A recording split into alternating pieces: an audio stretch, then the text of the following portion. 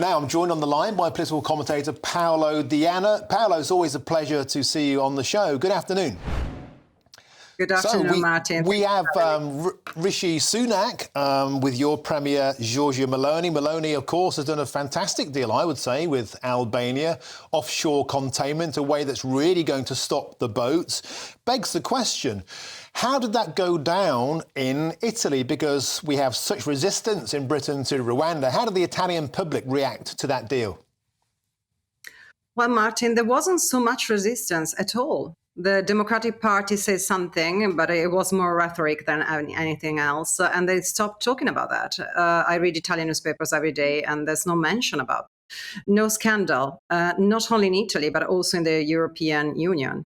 Because we all know that the European Commission gave permission to Giorgia Meloni to go on with this agreement with Albania.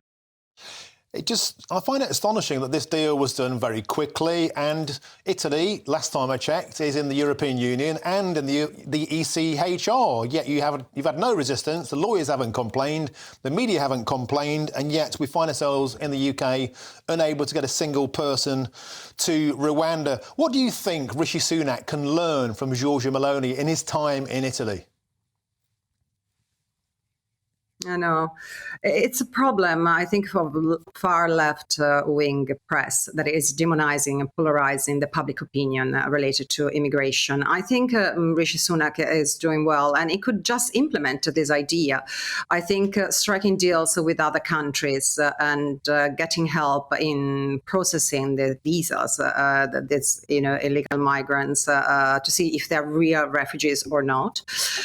In other countries is just the way forward. We know that Denmark is looking into that, and also Germany. If Germany in the future will be ruled by a center-right government, that it looks like it might happen in a few years' time, they will follow. We all know that, unfortunately, immigration is going to rise, illegal immigration.